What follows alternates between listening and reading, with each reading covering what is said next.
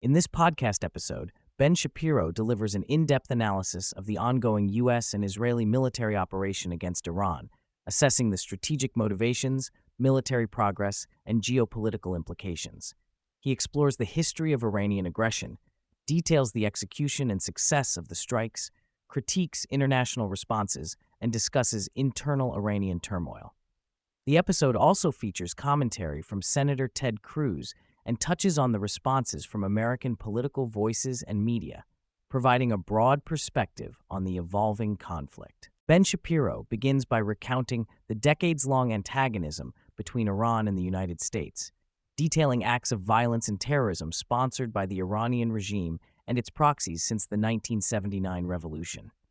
He references hostage crises, embassy attacks, bombings such as the Khobar Towers and USS Cole, and Iranian support for insurgencies and terrorist groups across the Middle East, including the devastating October 7th Hamas attack on Israeli civilians. Shapiro emphasizes the pretext for the current military action, eliminating the persistent threat posed by Iran's nuclear ambitions, missile program, and terror sponsorship, asserting that this operation was a timely response to Iran's rapid military expansion and internal instability marked by mass protests. The episode outlines the two-step military strategy employed by the United States and Israel. The first step involves decapitating the Iranian leadership, which began with the targeted killing of Supreme Leader Ayatollah Ali Khamenei and top IRGC commanders, crippling the regime's command structure. Concurrently, air and naval strikes have destroyed significant portions of Iran's ballistic missile and nuclear infrastructure. Shapiro highlights the unprecedented success of these strikes in achieving air dominance and significantly reducing Iran's capacity to retaliate, despite the regime's attempts to launch missiles across the region. He notes the low American casualties relative to the scale of the operation as an indicator of its precision and effectiveness. Shapiro critiques the international community's reaction, focusing on the tepid or contradictory responses from European allies. He caricatures leaders like the UK's Keir Starmer and France's Emmanuel Macron for their cautious rhetoric and unwillingness to fully support robust action, contrasting this with the firm backing from Middle Eastern Arab states such as Saudi Arabia, UAE, Bahrain, and Qatar, who actively condemn Iranian aggression and align with U.S. and Israeli interests. He disparages the United Nations for its predictable condemnation of the strikes without acknowledging Iran's provocation, calling for defunding and dismantling the organization. The podcast details the collapse of Iranian military unity, referencing statements from Iranian officials acknowledging loss of command control among forces. The formation of a three-member transitional council following Khamenei's death underscores the regime's instability.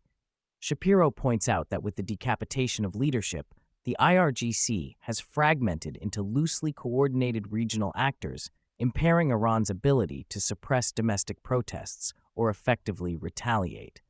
He stresses that Iran's strategy appears to consist mainly of desperate missile attacks on neighboring countries, aiming to exhaust coalition resolve through widespread but ineffective strikes. Shapiro addresses the polarized American political response to the operation. He criticizes left-wing politicians and media outlets for minimizing the threat posed by Iran or condemning the strikes while simultaneously deploring the Iranian regime's brutality. He also condemns figures on the right, especially Tucker Carlson, and fringe voices like Marjorie Taylor Greene and Nick Fuentes, who undermine the president's policy or spread defeatist narratives. The podcast critiques media obituaries and narratives that soft-pedal the severity of Iran's leadership, highlighting a disconnect between reality and coverage. Shapiro argues that some factions aligned with Iran's messaging, hoping to leverage domestic dissent to weaken U.S. resolve. Shapiro discusses the risk of terrorism linked to Iran's ideology extending to the U.S. homeland, referencing a recent violent attack in Austin, Texas, by a naturalized U.S. citizen expressing sympathy toward Iran. He underscores the administration's responsibility to secure the nation against such threats and criticizes Democratic efforts to hinder funding for Homeland Security agencies during a period of heightened terror risk. In an interview segment, Senator Ted Cruz praises the operation's decisiveness and necessity, labeling it a spectacular success despite the inevitable casualties. Cruz underscores Iran's long history as the primary state sponsor of terrorism and argues that President Trump's actions represent strong leadership, contrasting with previous administrations' appeasement policies. He rejects claims of an impending forever war, framing this intervention as a focused mission to neutralize a direct and enduring threat. Cruz also acknowledges uncertainties about Iran's future, but insists the focus should remain on removing the immediate danger posed by the current regime without entangling the U.S. in prolonged occupation.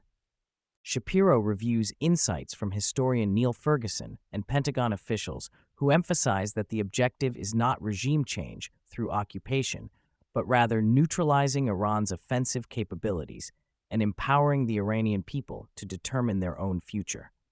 There is acknowledgement that instability may persist, but the ability of a weakened regime to project power or pursue nuclear weapons would be halted. Shapiro highlights that successful coalition efforts and regional Arab support could shift Middle Eastern dynamics toward greater security and prosperity, noting the historical significance of this alignment against Iran. General Dan Raisin Kane's briefing is summarized, describing the multi-domain simultaneous assault involving air, sea, cyber, and space capabilities designed to degrade Iran's response capabilities and strike critical military infrastructure. Shapiro notes that over 1,000 targets were hit within the first 24 hours and that American and Israeli forces maintain air dominance. The discussion includes the complications of friendly fire incidents, such as the accidental downing of US F-15 jets, emphasizing the inherent dangers of war, but affirming overall operational success. Shapiro outlines Iran's missile attacks on military and civilian targets across the Middle East, including Israel, Gulf states, Jordan, Cyprus, and others, characterizing these strikes as signs of desperation intended to pressure coalition members to cease their military campaign. These widespread attacks also signal Iran's strategic reliance on proxy warfare and its hope for international intervention to halt its losses. The episode lambasts international bodies like the UN for their ineffectual and biased positions, lamenting the lack of firm condemnation of Iranian provocations and the unwillingness of European leaders to fully support U.S. and Israeli military efforts. Shapiro sarcastically disparages European leaders for their perceived lack of resolve and contrasts their indecisiveness with the robust coalition forming in the Middle East. The podcast highlights Iranian attempts to maintain morale and disrupt U.S. cohesion by addressing American political factions they consider sympathetic or problematic, particularly attacking horseshoe right, isolationist voices, and left-wing critics who oppose the operation. Shapiro notes these domestic divisions are being exploited by Iran's regime to undermine U.S. resolve. Shapiro criticizes various public figures and pundits who openly oppose the military actions, either by downplaying the threat, misrepresenting events, or casting doubt on the president's motives. He distinguishes between genuine concern for peace and flawed isolationism or political opportunism that, in his view, aids Iran's objectives.